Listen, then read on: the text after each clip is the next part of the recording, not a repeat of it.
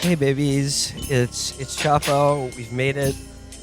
It's 2020. It's a new year. It's a new decade. We have returned from our potting sabbatical. We're back in good health and high spirits. It's me, Will, and I'm here with Virgil, Matt, and Amber to help you ring in officially our first episode of this new decade. The decade. Shut the fuck up! If any of you are even thinking about saying 2021 is the start of the new decade, yeah, that's the male version of the vulva girl who says, "Actually, mean vulva when you need vagina." No one cares. No one cares.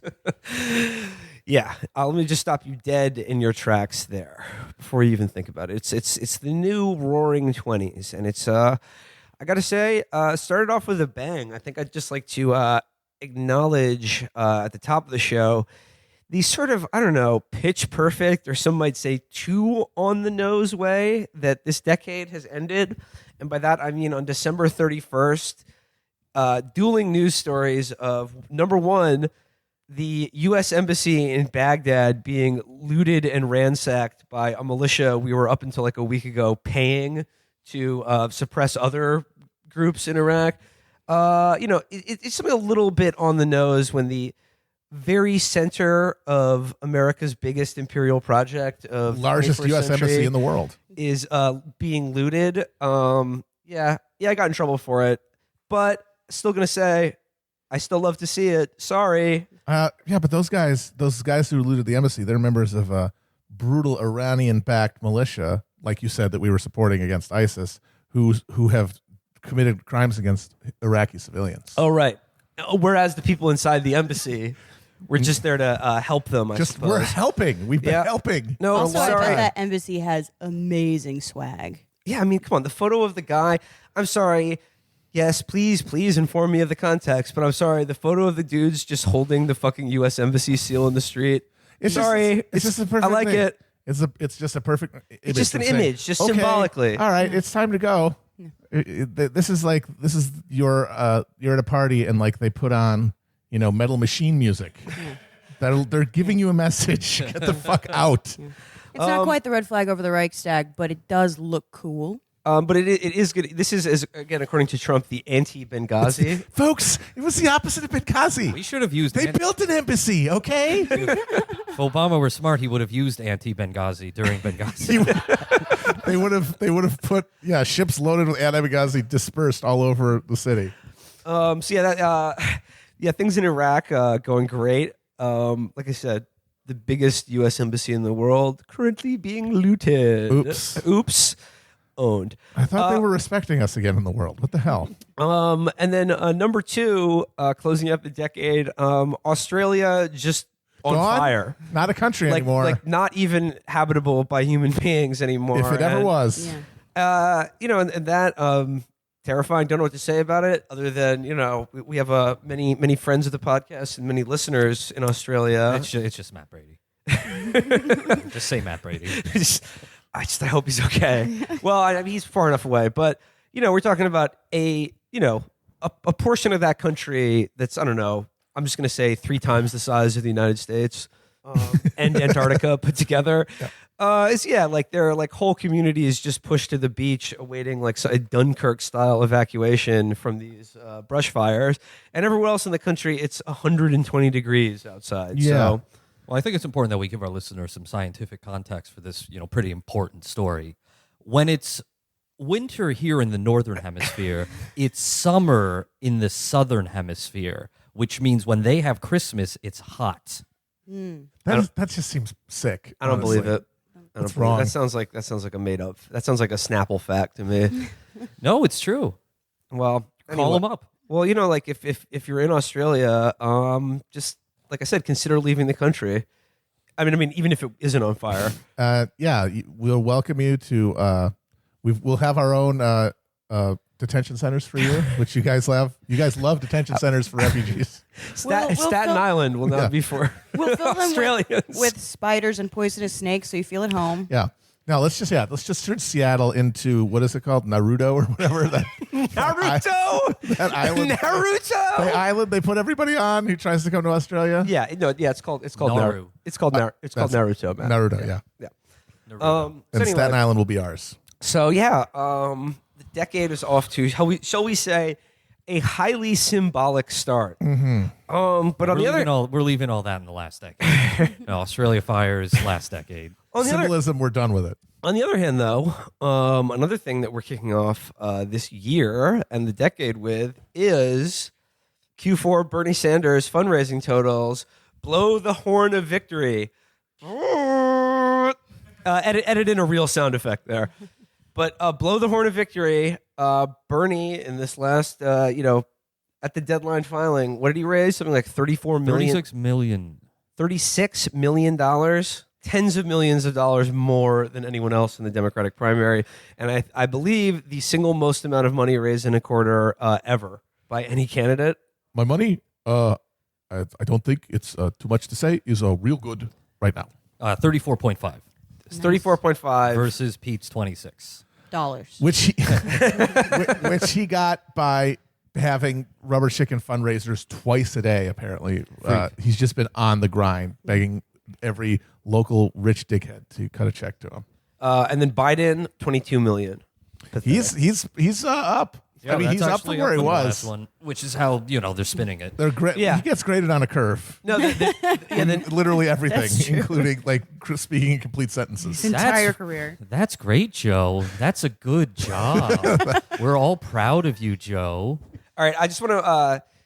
Former Chapo guest Matthew Sitman pointed this out this morning, and I said these are two New York Times headlines about this fundraising haul, and I just let's just notice how these two stories are framed. The first one: Bernie Sanders says he raised $34.5 million in the fourth quarter. Mr. Sanders' total is the largest 3-month haul disclosed by any Democratic candidate so far, but he trailed President Trump, whose campaign reported raising $46 million in the quarter. Fucking loser.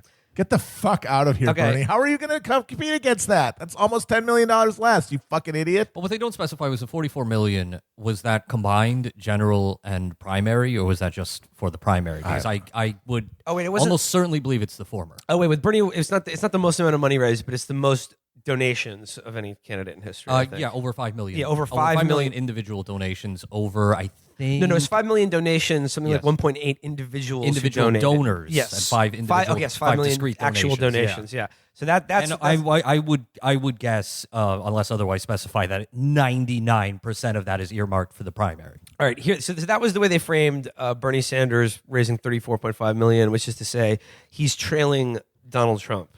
Pete Buttigieg. Okay, this is Pete Buttigieg. Pete Buttigieg's campaign says it raised $24.7 million in the fourth quarter. Mr. Buttigieg, who appears in a strong position in Iowa with a month until the caucuses, continues to show fundraising strength. There we go. All right, and then I want to just shout out another one of these rather choice reactions to Bernard's huge, just incredibly secure bag.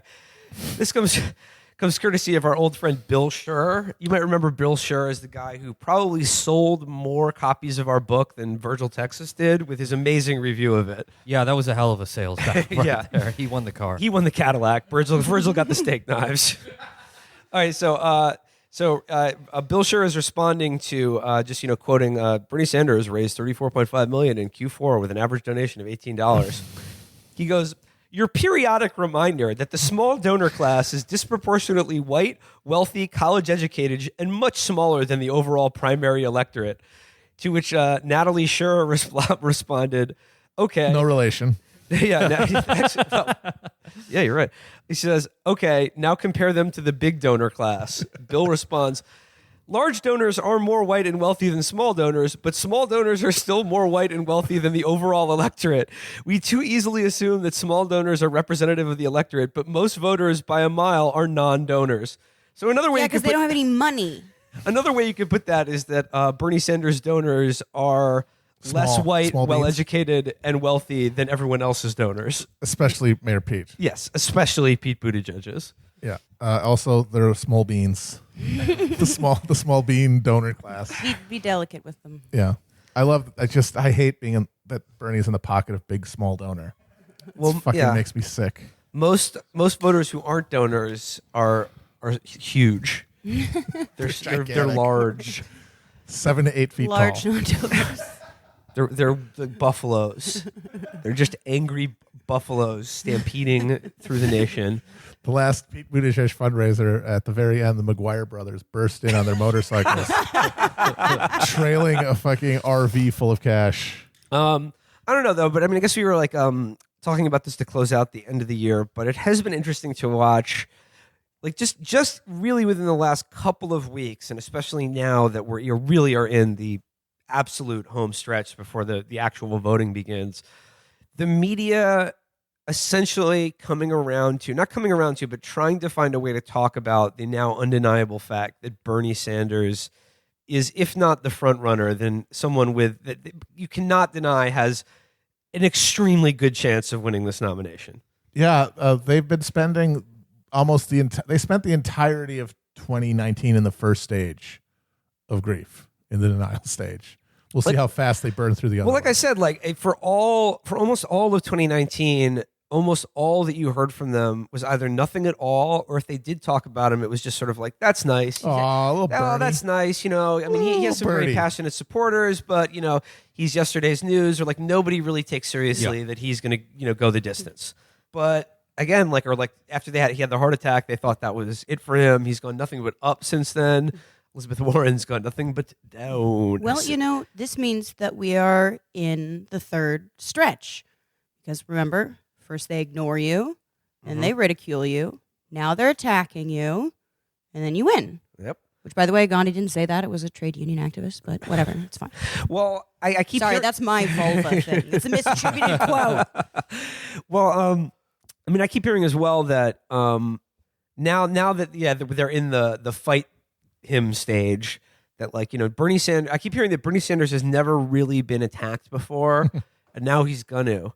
And he's not ready for that. And which I gotta say, this is Sparta, basically. we will fight them in the shade. I mean, they're already talking about how unfair it is to have a dedicated army of online warriors ready to shred anyone who goes against him. Look, they're talking about how it's unfair to have an army of people who want to give money to you all. Yeah. It's all cheating.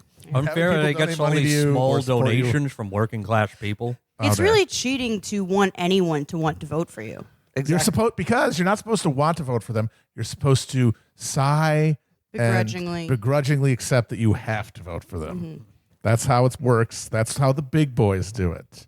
And that's why thank God they think this way, because otherwise there might have been more pressure against Bernie when he was more vulnerable. But they underestimated the whole time, because axiomatically in the Democrat brain is that the only people who believe the things that Bernie does are children and baby-brained adults, people who are not really a threat, because if they were really smart, they wouldn't think that. Yeah. Little did they know, America is full of baby-brained adults. Damn right. We've been fucking watching Nickelodeon our entire lives. We never switched to Nick at Night. We just kept watching the Nickelodeon programming. So, I mean, I'm looking forward to it. I'm interested to see what some of these attacks are going to look like. I mean, like I said, he's in the pocket of big small donor. I think that one's going to come down the pike. They're going to try to do all the oppo that they did try to do in 2016, and literally nobody gave a fuck about. Well, yeah, it's all try it again. It's all 80s Cold War shit that no one even remembers. Mm-hmm. And also the Bernie's not a Democrat thing, which again, we've talked about that. We've talked about that, exactly. Please do the free advertising for run every ad about how he's not a Democrat and never has been one. Yeah. They're like, every awful policy of the last 30 years that has made your life demonstrably worse, this guy's had nothing to do with and actively opposed. Vote Warren. They're going to print out that one video of him singing working songs with the Soviet dinner party onto an IMAX screening and play it at Cineplexes around the country. It'll be a Fathom event.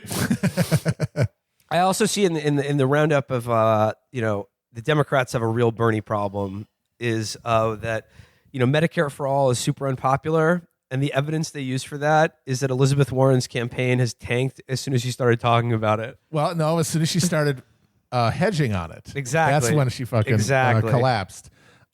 It's very honestly that to me. I think the way they're thinking about it is that, well, Bernie just has his weird psychos who worship him, but everybody else hates Medicare for all, and so Warren, by trying to get on the bandwagon there, kind of screwed herself because they really do believe that. And the thing is to the degree that support for Medicare for all does go down, a lot of that is due to the Democratic Party intentionally trying to make it look bad by lying about it. Also, it's one of the issues that is completely like non-generational. Like it's one of these things where I think a lot of times when people try and bank off of youth votes, one, they assume that like youth is a class and it's just not. And two, like, dude, old people have to pay a lot of money for all their medications because they're old. Like it has much more support from like retirees than you would think, because even if you are like, on Medicaid or Medicare, like there's still out of pocket shit, and it does well. Oh yeah, and also I just noticed this 3 days ago. Elizabeth Warren was saying at an event, "I'm still with Bernie. We're still there on Medicare for all," assuring people on the trail that quote, "I'm still with Bernie on Medicare for all."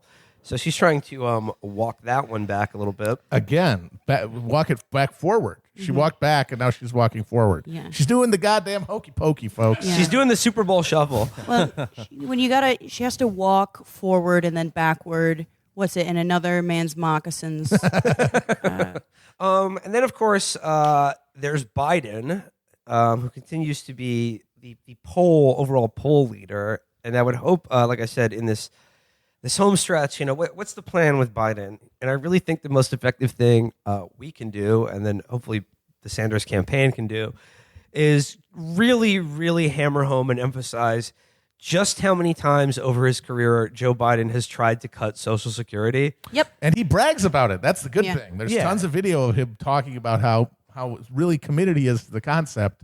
I mean, he was basically all on board with Paul Ryan's He budget said plan. Paul Ryan Yeah. was right about it. Paul Ryan was right about Social Security. And, he's like, this is, again, he thinks it's a feather in his cap. So I think it's just a matter of amplifying, or particularly for, those, I guess, older voters who are wary about Bernie or whatever. Just remind them, Joe Biden's going to come for your fucking retirement. It's worked in the past. It's what helped break Bush's back. And way more, honestly, if you look at it, probably more than Katrina was going after Social Security. Yes. So, yeah, make that shit. Yeah. I mean, you don't really have to do it now yet, but you're going to have to do it soon. Focus on that. But focusing on his buffoonery isn't going to work. No, because He's adorable. No, because that's why people like him. Yes, it's like it makes him seem like Ralph Wiggum. Well, Like also you like him. his supporters are all old people too, Yeah. and they're doing that too. They're spazzing out at dinner. It's the daughter. It's his daughtering base. Yeah, exactly. Yeah. It's like they're like, look at him. It's like, well, I don't understand what's wrong with what he's saying. Yeah. I remember Corn Pop. I was friends with him too. What about He that? was the scourge of the pool at the Delaware. I remember that guy. We lived in fear of Corn Pop. like the Felix version of Joe Biden, makes me like Joe Biden. Yeah, like the onion thing. That's the problem. I know. And however, though, Felix has suggested that, and to the Sanders campaign out there, they should considering hiring Felix to do debate prep as Biden for Bernie for the next one. Because that's you got to stay on your toes with him. Come on, man. Come on, man. You just have to be ready. It's like, how do you sort of Aikido whatever, just a totally unpredictable mind fart or because again, because his mind is decaying, he just sort of lives in the past. You sort of regress. You only think about being, times that you've had decades ago because the present is just a total haze. And that's the thing. The second he says, come on, man, I'm like, I want to give him a break. Am I being too much of a prick here to say that we shouldn't pass legislation to just melt the poor people into fucking beef tallow? Because he said, come on, man. Yeah. That's what I would say if I got confused. Yeah. You walk into the wrong bathroom. You know what I Come mean. on, man.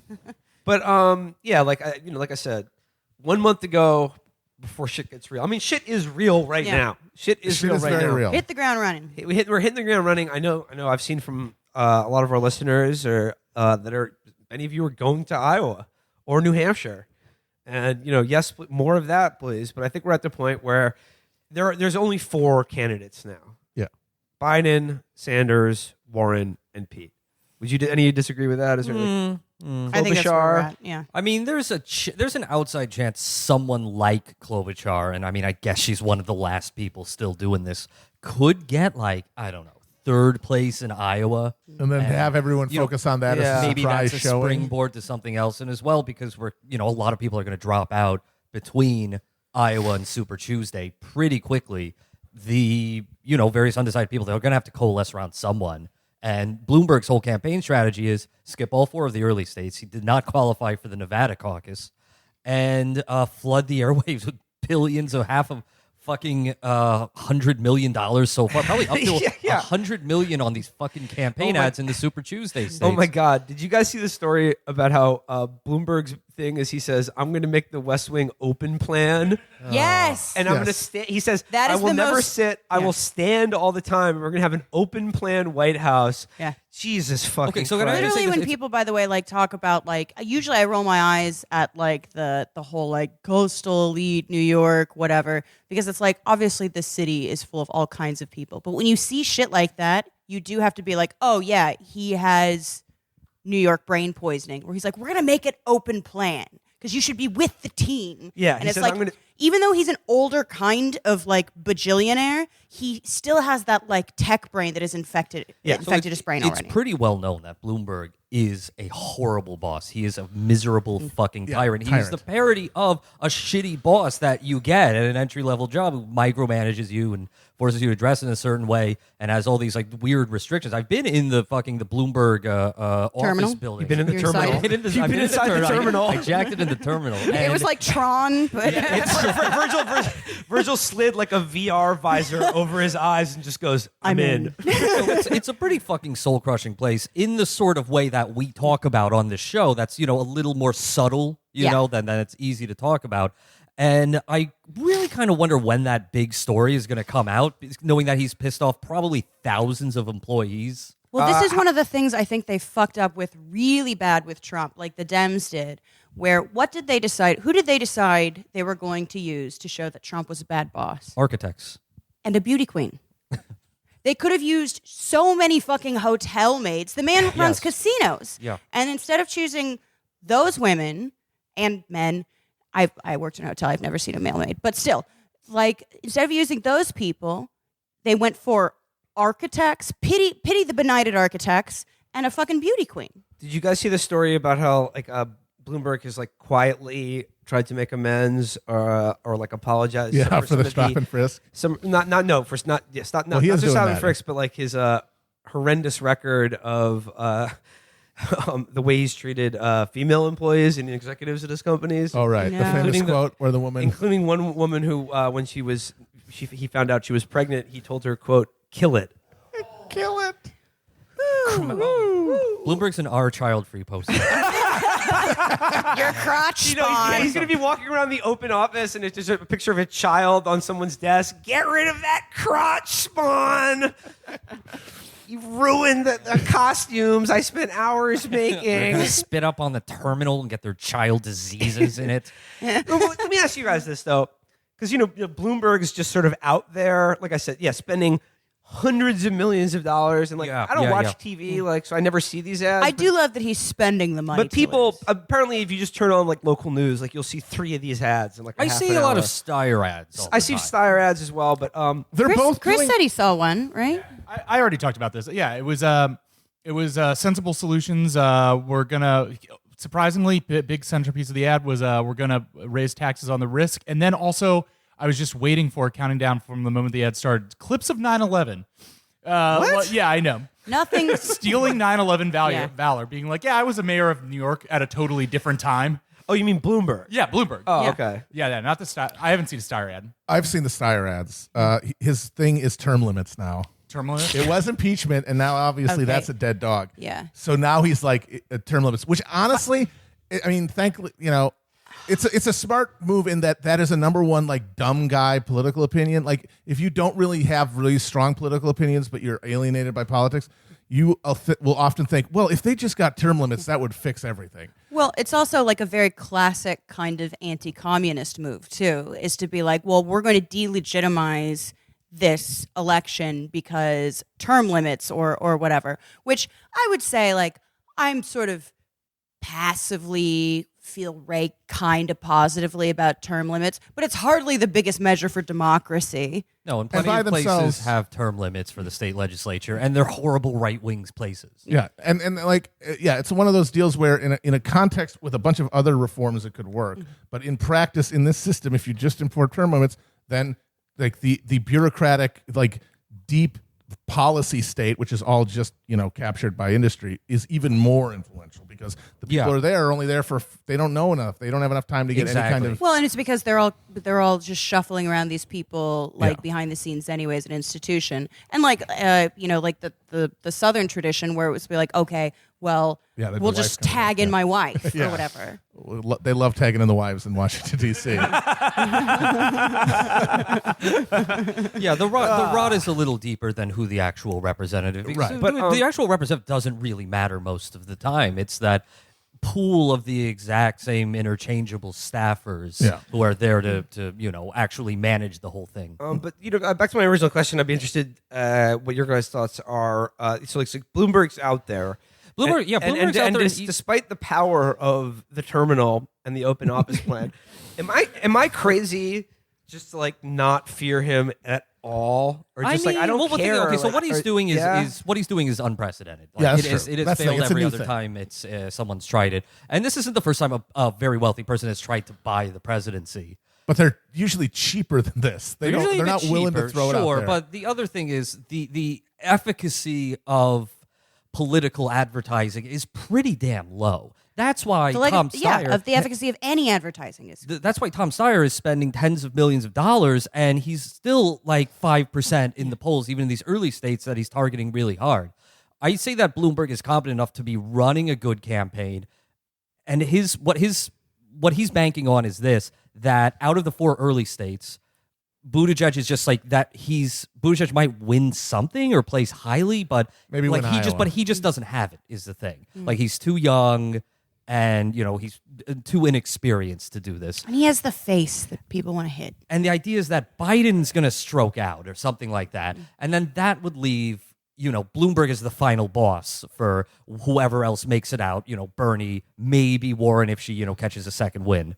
But maybe it's like Zelda, where all the middle bosses are really hard, and then when you finally fight Ganon, it's really easy. I really think when you that's first the fight that case. fucking Lionel. Yeah. God damn You're it. like, Jesus, why won't you die? Because Bloomberg doesn't really have a campaign pitch other than, hey, you don't like anyone else. I want to be your default option. But he's the least likable man on earth. He But is, here's the yeah. problem. The media, as we know, they do not like Bernie. Yeah. They don't really like Warren either, but they hate Bernie. Yeah. And if it really is, Bernie has all this momentum going into Super Tuesday, which is what everyone's banking on, they're going to want to coalesce and push someone else up. And if everyone else is dying out there, If he's Biden beaten and everyone, Buttigieg and Warren, whoever else, then they'll look at Bloomberg and say, oh, this guy has a lot of money. Fine, we'll go with him and pump him up. And that's kind of a problem because, as we all know, there's a lot of shady fucking awful shit in Bloomberg's history, which he is spending like upwards of $100 million whitewashing. Somebody actually has to do the job of reminding people, hey, this guy fucking sucks. This guy is totally out of step. The worst of all. He's a perfect bipartisan candidate in that he is the worst parts of both parties in one horrifying fucking 5 chimera. foot 3 package. And if Super I- Tuesday, Yeah, I still stand by, though, my pre-even Biden announcing his run prediction that he is the one to beat. Biden? Yeah. Okay. I was heartened to realize that they have clearly been hiding his degradation for a while now, but I still think he's the biggest one The to beat. polls certainly indicate that. let's talk about that for a minute because we started the year with Biden at around, who had not announced his candidacy yet, at about 30% in hypothetical polling. Bernie at about 15-20%. We've ended the year with Biden at 30%, Bernie at 20%. That's the national polling. In state level polling, Biden is doing worse. And I had thought Biden would have fallen apart by now. And honestly, I kind of think if we had normal political rules, if we weren't fucking playing Calvin ball now, then yeah, Biden would have fallen apart after months of fucking inane bullshit from him. And the fact that his campaign is totally rudderless. The fact that every town hall he just ends up arguing with people. He just ends up fighting other versions of himself. But that being said, I kind of think it's a testament to how fucking worse every other candidate is. That Biden, who I still contend is the none of the above option, is still polling so high. I do think it's inflated. I do think he falls apart in the early states. I mean, I don't think he wins in Iowa. I think he probably gets at best number 3 in Iowa. We'll see about that. Well, you know, we haven't had a lot of data coming in the past few weeks, and as well, people will start to make up their minds in like 3 weeks, and that's when we're gonna fucking know. But that being said, I mean, I just think he gets beat up too much in the early states. Once people actually sit down and they're like, okay, you got to pick someone because like I got to vote next week, they'll take a look at him and say, nah, I'll go with someone else. Well, someone else is at least trying to sell me something. I mean, there was an article today about like the resilience of Biden's support, and it's a lot about how like, yeah, he has a very big support among, as we were saying, among like older African Americans who privilege electability above everything because they feel very vulnerable, as they should. And the fact is, though, if they're voting on Super Tuesday or something and he has lost everything, then he doesn't even have that on his right. That's the thing. Argument. That's the thing. And, you know, as well, electability, I mean, there's a reason why Bernie's people are, you know, pushing every single poll that comes out that he beats Trump in a hypothetical matchup because that is the number one issue for voters. And if it's not about, you know, actual policy, if it's not about whether or not you know, can put your correct shoes on in the morning, then yeah, Biden's, you know, he probably would win that. Here's the thing. I think you're right that like for like the people who are not brain poisoned enough to like follow or care about this shit in the way we do, that thing, like that average Democratic voter, like, yeah, that just beating Trump is the most important thing. And if you believe that, again, it's getting harder and harder based on the media and the people who tout that claim based on their own criteria. It's getting near impossible to say that Bernie Sanders isn't that guy, both in terms of the money and the people he appeals to. Like just recently, for instance, like in the last week of the year, that guy Norm Ornstein is this like AEI guy who Norm Pornstein. He studies the history of Congress, and he's sort of, I would guess, you know, I would say the left wing of the American Enterprise Institute, but you know, he's still a Republican. He was the guy who was the Republican who was willing to say the congressional Republicans as currently standard are not a normal political party. Anyway, he was touting some new study or poll that found that like a higher percentage of Bernie Sanders primary voters than we had thought actually did vote for Donald Trump in the general election. I think he claimed, I wasn't always too close to him. I think he claimed 25%, which is absolutely not the case. I'm sure that that's not true. But let's say it is true.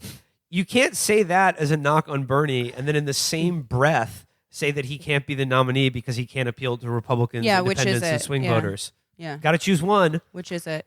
That's the thing is that they could claim that they're arguing about electability, but all the political hack type people are actually arguing about political aesthetics and the aesthetics of a candidate who appeals to people who ended up voting for Trump. So here's the difference, though. But as we have talked about millions of times before, Hillary Clinton ran the campaign of trying to appeal to the affluent, moderate Republicans in the suburbs. You know, that Chuck Schumer quote, I believe, if I had my way, that would be tattooed on the bodies of all of the leadership of the Democratic Party, like in the Kafka in the penal colony story. Absolutely. Never forget. Wear your shame. How do they actually try to do that?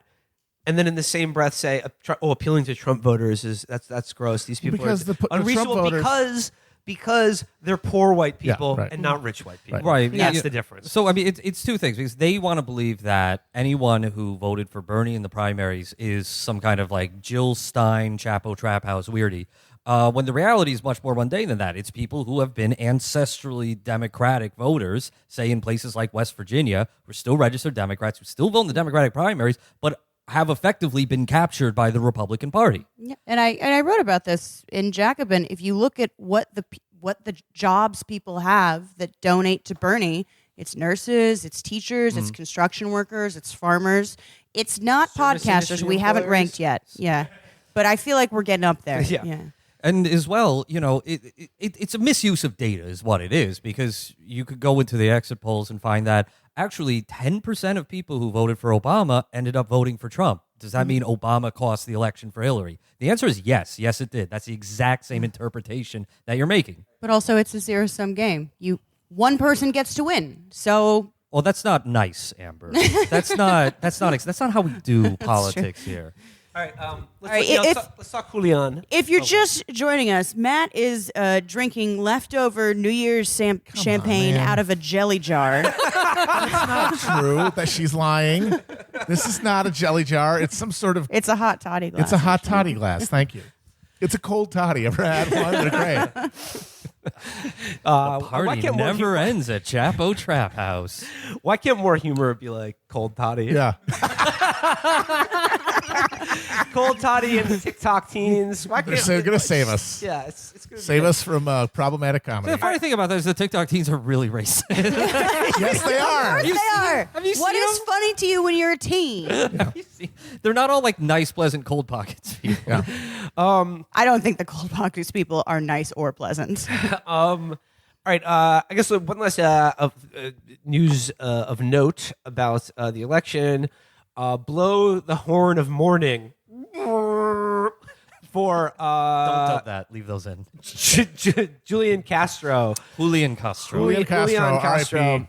is dropping out of the race. Yeah. R.I.P. to a fake one. That's He right, was I said it. forced out, as people say, which I still don't fucking understand. How is he forced out? Exactly. like at the No. Indy Actually, 500. honestly, Wait, what? none of these people want to This is explain like when the what Kamala, they mean. Yeah, like when Kamala, it's she was forced out. right. Of It's the the race. exact What same did thing. they say that you said something on an episode that I half listened to, where they said that Bernie's plan was to evict black candidates. Yeah. Like that was the language someone used. Yeah. No. Bernie, the Jewish landlord, fucking. If you want to get technical about He's it, evicting candidates of color. if you want to get technical about it, Julian Castro was the eviction candidate. Yeah. That's the thing. And Yes. that was. like today, everybody, including a lot of Progressive types. a lot Yeah. of progressive types. And I understand that you want to look magnanimous, especially if you're like pro Bernie and it feels like you're winning, and somebody drops out. You want to be nice, but like people were like, he ran a great campaign and he brought up all these issues, and it's like that's terrifying. I mean, obviously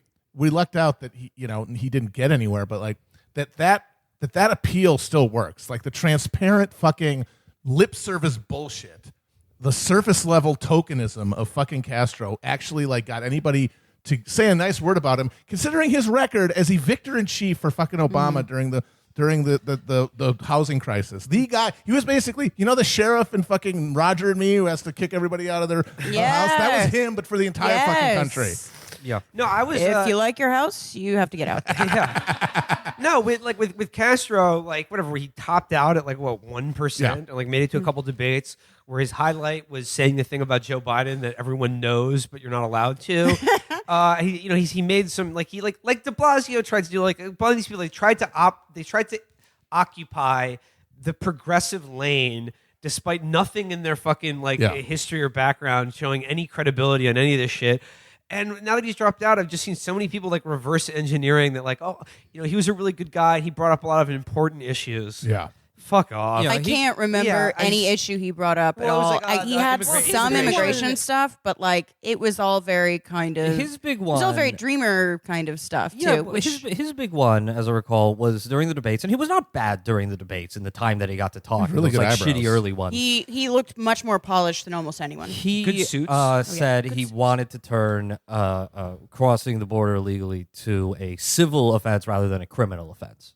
And that I honestly think That was that's a good, and decent that idea. led Yeah. the field That's to a fine. degree Yeah. on on the that table one. for Yeah. any way of And dealing everyone, with the it. thing is, he was a candidate that nobody knew or cared about him enough that they would not say that they don't like him or they hate him because he was a non-entity in the whole fucking race. And I think he'll be honestly, back. part of that was his fault. Like he just ran a bad campaign and he dropped off the map and he could not make it to the debates, which, I mean, that's also the DNC rules, which, again, I think are unnecessarily onerous, even though the last debate was much better with, See, fewer it's funny. people Like there. if Bernie wasn't where he is, I would probably say, get them all up there. But with Bernie up there, it's like, no, fuck Yeah, that. right. I but care also about Bernie like winning. just if the only thing I can remember about your run is moderate immigration reform, that's That's not His incredibly eyebrows were really inspiring. good. That's all I remember. So the take is he was forced out of the race, which again is baffling me because one, nobody put a fucking gun to his head and said you're dropping out. We don't know that. If you ever want Bernie to see did Bodies in Spaces on Julian Castro, and he had That's to the drop out. implication is that there's some white racism conspiracy to keep the only Latino candidate to kick him out Let's of the stop field. people of minority persuasion who were inspired by him from saying they would vote for him in polls. Right, exactly. That's the thing. I mean, honestly, look at yourself. You didn't fucking support him. You didn't give him money. It's your fucking fault, not mine. Fuck off. Yeah. I don't support the guy because I don't support the guy. Well, that's because a lot of them have this weird, and it's because they don't care who it is as long as it isn't Bernie. They have this weird, like, participation trophy mentality. Where Yes. we should support all of the candidates. Well, what it really is, Except what Bernie.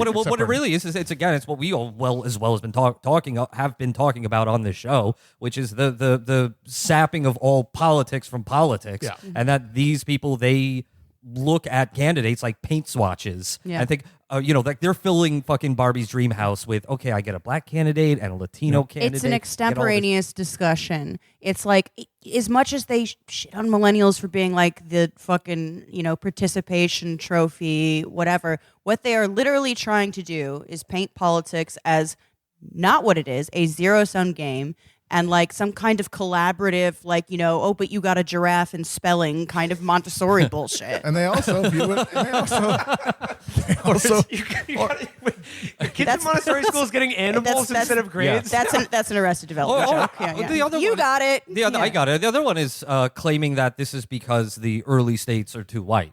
Which, I mean, look, it's a stupid fucking process. Everyone agrees with that. But he was also polling at 0% in his home state of Texas. Yeah. He's polling at nothing in Nevada, where majority of people who are going to caucus are Latino, like No, him. and, like- so what you're saying is bullshit. And the same argument was made when Kamala dropped out that about Iowa, New Hampshire, privilege white voters, which is true.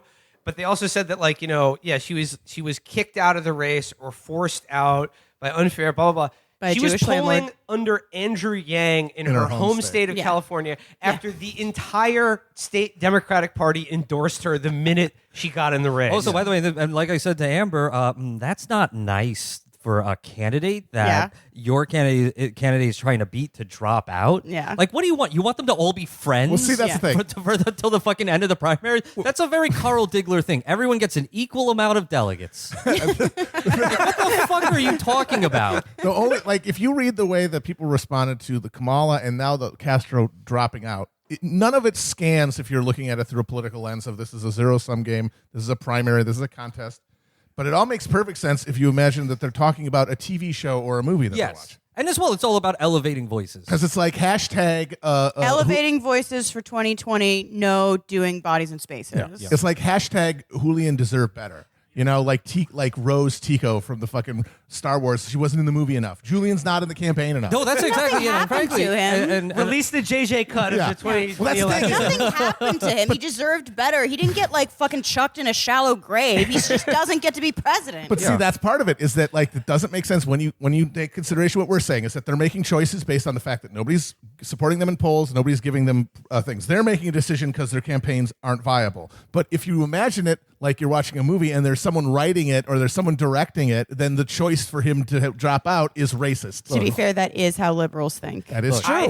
I think they should bring back Castro after Super Tuesday, but bring him back like they did Carrie Fisher in Rise of Skywalker. So they'd be like, Oh my God. Julian Castro, our numbers are down. Like, what can we do to save ourselves? Yes. You're saying we should do the other thing. No, I think they, and then he just clips, and then it's just Julian Castro died. There could be a big only medley see him with a shot from- Tupac hologram. Yeah.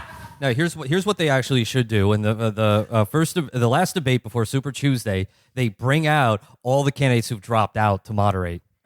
I like that. That's very Andy Cohen of you. That's very reality. Yeah, that's TV. very Bravo. yeah, that is. But here's the last thing I want to say about Julian Castro and the idea that representation matters in the primaries. None of the people saying that actually would give a shit if Andrew Yang dropped out. No. no, they don't. None of them give the idea of an Asian American candidate who raised $15 million, way more than anyone thought this guy with no political experience would have come That's to. the power of childish Gambino. All right. For our first reading series of this new year, we return to an old favorite. An old friend. The ogre of the Upper West Side. Ooh. The Mr. Creosote of Lexington Avenue. Yeah, and I'm speaking, of course, about, yes, treat tyrant John Podhoretz. Oh, God, it's been so long. Just eating the candy-coated bones of children under a bridge in Riverside Park. And complaining that the bones took too long to get there. This is John Podhoretz, who's right before the year ended, penned this for the New York Post opinion section. Why I quit Twitter, and you should too. Hang on. What's the date on this? December 26, 2019. By the way, I would just like to say one thing as someone who quit Twitter a few years ago. Quitting Twitter is 100% healthy. It helps your attention span. After like 2 weeks, I could read the whole paper. After a month, I could read like complicated nonfiction books. After 3 months, I read Moby Dick. I read very complicated, like big, long novels. It's really good for your attention span. And also you don't get distracted by bullshit. What was that? But if you... Sorry? There you go. There you go. It really does. There's something about scrolling that fucks with your brain. But anyone who writes about quitting Twitter, fucking loser. Yeah. Amber Frost and the Beer Nerd, the only people who have successfully We're the quit only Twitter. ones. We're the most powerful But creatures. this fucker, Well, I it's like- swear to God, Will, this fucker has written this exact article 5 times. I swear to God, we've done this before. You We know are what it is? in a fucking You know what LSD it thought is, loop though? right yes, now. they always do that because it's always a, you know what, this time it's for real. I'm leaving his ass. Like, it's that thing. You see, this fucking like 55-year-old man from the Upper West Side is like a fucking teenage girl hysteric. If you mean it, you leave. That's it. Well, yeah, I'm like, quitting Twitter, I'm sure, is good for your attention span and mental health. Just like, quitting alcohol or drugs would be good for your overall health as But well. no one likes a sober guy. Also, stop, yeah, if you do that, good for you. Don't fucking don't brag about it. Yeah. Don't harsh bother everyone other else's people. buzz. Exactly. You still like getting fucked up. Amber and the Beer Nerd don't go around all the time saying, "Oh, you're on Twitter." Oh, okay, that's fine. Yeah, that's fine. I just know that when I quit, I just became a different person. It's like, no, it's just easier to read books now. Okay, so this is John Podhoretz, Why I Quit Twitter, and you should too. I hope it links to all the other fucking articles he wrote about this. Okay, so I haven't posted a tweet in 9 months. No one noticed. Did you give birth No to a one fucking noticed, another so I baby? had to write this. And it was a death threat to the Carnegie Deli. So I haven't posted a thing in 9 months. How am I doing? I'm still in recovery. Over the previous 10 years, I had written 180,000 tweets. Good God. Yes, I said 180,000. That's 18,000 a year, $1,500 a month. Like I said, probably a third of those just haranguing Yes. delivery, Grubhub, Yeah. and Delivery Seamless people. delivery people. I was putting out an average of 50 tweets a day while holding down a full-time job editing a magazine with 2 firm writing deadlines every week and raising 3 children with a wife who works full-time. Well, raising. Okay. Also, if you're tweeting that much, you are an absentee father. well, also, it proves that his job, in quotation marks, is absolute make-work bullshit. Yeah. Oh, you have 2 firm writing deadlines a week. What, to just fart out another column about how, angry you are at, Barnard students, or you're, like I said, the candy shop who told you to stop pressing your face up against the window. You're paying for the Windex. Yeah. How is that even possible? Well, I've always written fast and badly too. So, and for much of my life, I've felt like a frustrated would-be stand-up comic. Wow, what a shock. He has all of the energy and rage of a stand-up Yeah. comic, Yeah. but none of the talent. Yeah. Well, also, like, frustrated would-be stand-up comic is The Joker. The most, yeah. You're the Joker. Yeah. He's the dang Joker. He goes, a tweet is basically a one-liner.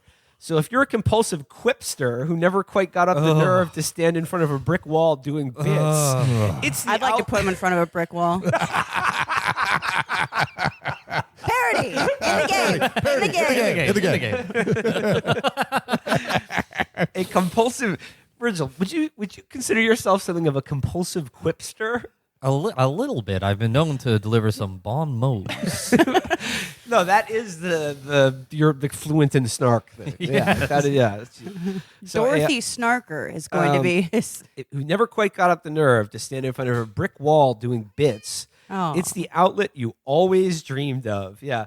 For every antisocial lunatic who didn't have the balls or social skills required to perform in public, yes, it is actually the dream medium for every one of your thoughts. Well, So they also- sat seething quietly Yeah. on the internet, eating candy. Well, a lot of these right-wing pundits are actually failed stand-ups. Yes. And Especially that's of the young generation. Especially of the young ones. But yeah, I guess a guy like Podhoretz, because that's the esteem that they want. Yeah, well, okay, we say right wing, but with the millennials, there's some Sure, there's fine. some failed rose emoji stand-ups there too. Yeah, Oh, what yeah. I mean is very specifically though, of the younger generation, half of the people who are now conservative entertainers or whatever went to Hollywood and then tried to be an actor or comedian for 3 months and then were They weren't it didn't immediately work. They weren't rewarded. immediately successful. Yeah. Sorry, Phyllis is being cute. Well, they're also not, they're also not talented remotely, but Yeah. they found an audience by triggering Exactly. libs. So, Twitter worked well for me in many ways. Over the course of this decade, my follower count rose from near zero to 141,000 people. The tweets helped garner an audience for my writing and for articles and commentary, the magazine I edit. I developed surprisingly meaningful relationships with writers I long respected, No, but you who had didn't. never met You have personally. They hate no you. meaningful relationship in your life. And Your they your love your you. wife doesn't know your middle name. You have no meaningful I was relationships. again, meaningful relationships. He's talking to the young woman who is the head of an Ivy League. You're so Zionist small. organization, and just saying yeah, go to bed. Telling a guy that his 15-year-old daughter looks fully adult. Yeah, The classic relationship we all love to have. I developed. Okay, I found young authors who featured their work through Twitter. Okay. There we go. Oh, There we okay. go. No cap. Yeah, featured their own work through Twitter links and became valuable contributors to commentary. And it was a burnisher of Is my that grooming? He's just describing grooming. It is yet a neoconservative version of that. And it was a burnisher of my ego. Oof. As if it could possibly Yeah, be how could it get any polished bigger? any more brightly. I heard from people on an almost daily basis that they loved my feed. And by that, again, he's talking about the food he orders. John, we love watching you eat. He developed an audience of feeders who just loved stuffing my dumb fucking face with schnippers. They're like, I used to subscribe to this YouTube channel of Korean girls that would just eat noodles, but then I found this fucking guy on Twitter. He's a freak. John, I love that trough you posted on Instagram. John, most people would have stopped at the 4 bergs, but the 5th berg is what makes you a genius. People would ask me privately to tweet out their links because my follower count was so high. Oh, This is Christ. so embarrassing. oh, Brutal. Oh my God. But no, he's building up what he had to walk away because from. yeah. It's like, I had to walk away from all of this. Yeah, no, getting unsolicited DMs from fucking people who work for the Hoover Institute being like, John, can I write for commentary, please? Would you big up my article in the Manhattan Institute website? And it's a writer's medium. And the 140 It's written. It's right. It's writing. It's a writer's medium. The 140 character restriction, now 280, requires skill to master. Oh, Mastering The best tweeters are like Jovan and no, I'm sorry, no. It's its own medium. mastering any skill is a pleasurable achievement, and master Twitter I did. I feel gross. I feel like this again, is I feel really gross. Will. This is horrifying. This is one of feel the gross. grossest ones we've done. I mean, the level of self delusion. Podhoretz, he posted what? He posted over 100,000 tweets, right? And the only time he ever got any kind of burn outside of whatever fucking psycho right wing Insular, they're weird boiler worlds, yeah. room was when he was like screaming at fucking service staff to get someone to fill his fat fucking face. or doing insanely creepy shit to chicks. He's wistfully That's reminiscing it. about Twitter after having left it for 9 months. What have you been doing with your time? Clearly nothing. He's been writing because he tweets has in his a fucking notebook. fake job, his fucking sinecure at his dad's magazine. Yes. Oh, who also just died. Oh no! Poor guy. Still, 50 a day. That's crazy. And a sign of how crazy Twitter can make a certain kind of person. The only substance besides caloric food to which I've ever been addicted is tobacco. Oh, well, at least he admits it. And I quit smoking 33 years ago. But I think it's fair to say that over the past decade, in my 50s, I developed a Twitter addiction. When I tweeted with my enormous He should emotion, start smoking again. Yeah. when I tweeted with my emotions, Healthier. Yeah, why not? I mean, how many years you got left anyway, buddy? when I tweeted with Have my fun. when I tweeted with my emotions engaged, I mean, he's speaking about when he saw a Twitter video of a Palestinian kicking a soccer ball and then his emotions engaged. Especially when I responded to something out of anger, I could feel the dopamine rush. Like I said, he saw a Palestinian kid flying a kite or something. The tweet would resolve the emotion and bring me momentary and blessed relief. So too did the Twitter fights, which are seductive for a combative person and confident not only in his own views, but in his quick-wittedness. Are you reading this to make us all be ashamed to be on Twitter? Because this is Honestly- making me I'll want be to honest. delete it right now. I'll be honest. I've never lectured anyone on quitting Twitter, but I feel like this is your scared straight right now. I honestly. But wait a minute. But he's saying that even if I quit 9 months after this, I'll be wistfully rhapsodizing about my time on Twitter. Yeah, you might as well just go. He straight used to the be brick about wall. that life. Just like me, Matt, and Virgil are like lined up against the bars of a cell. They bring Podhoretz out of Twitter jail. They're like, He's got a you ever do-rag. toss him in salad, boy? It's disgusting. He's never eaten salad in his life. Except when he would say that, he's literally talking about ordering from Chopped. Right. Is that your fave star cup? Give it to me. It's mine now. He's like, I'll make you sit down to pee like I do because I have to. Along with the highs and lows, he goes, along with the highs came the lows. I once said, I have friends who struggled with heroin addiction. I don't know. They talk about it in far less serious terms. That they're just like, yeah, I was addicted to heroin. It's bad. I had to stop doing heroin. He writes this shit. oh, yeah. I mean, like the highs. oh. Getting the highs. Getting Darth to make me a custom Abbey. The lows. Getting banned when I sent a pic of a gun to Jomny's son. This is some sub kid stays in the picture writing. The highs, they were highs, but the lows, oh, they were low. Was I good I got ratioed so hard. Was I good at Twitter? You betcha. Did it take away from my beloved commentary magazine? Oh, yes. And also, keep in mind, he began this article by saying, it was really good for someone like me, who's a very good writer. Jesus. He goes, okay, along with the highs came the lows.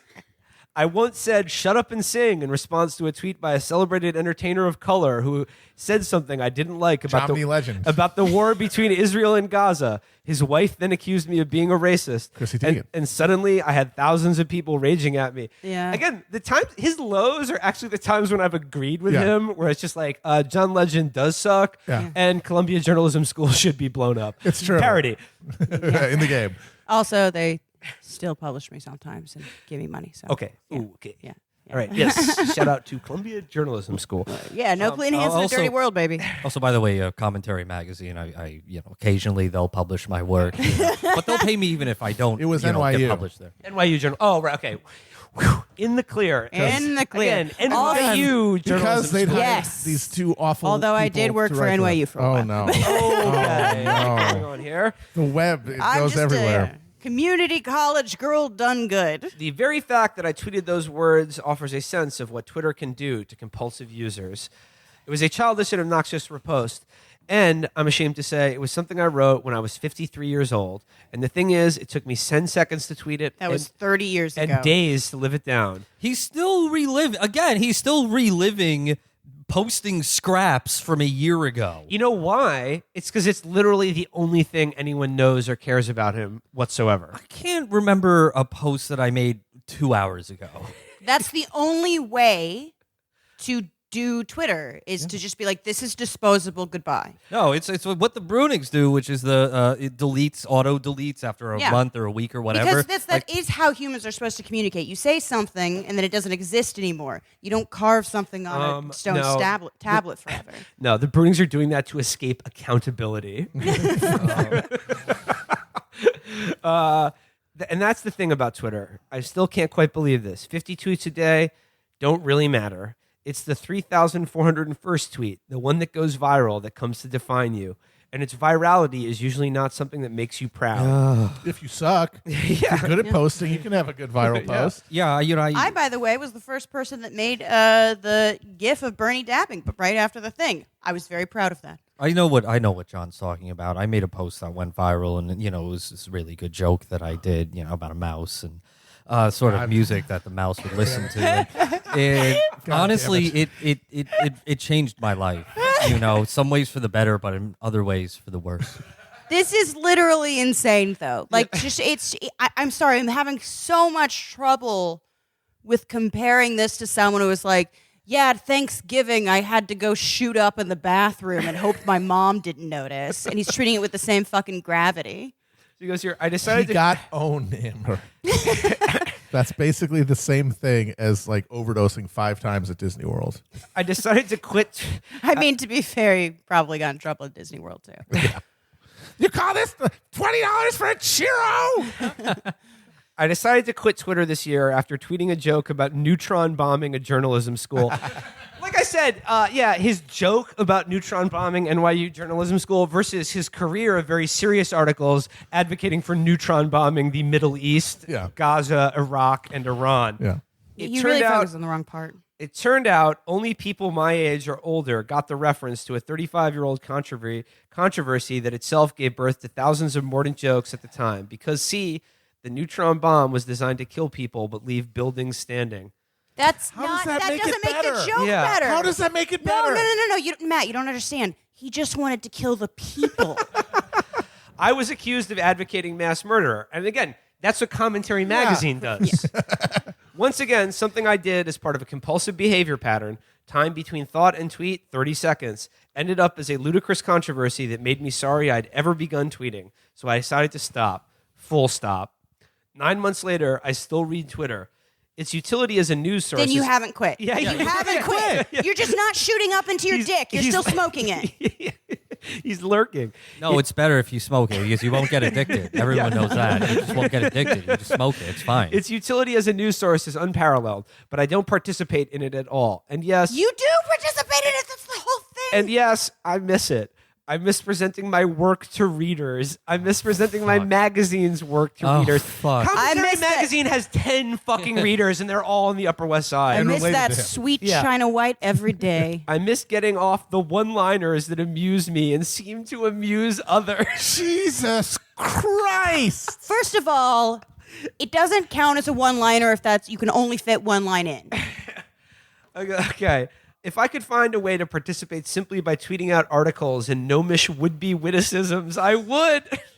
But I can't see how I would be able to avoid sinking back into the mire. There's a reason Twitter has defined this decade's communications. It's the most interactive medium the world has ever known, and it's great fun. But Twitter has an oversoul now, and the oversoul is poisonous.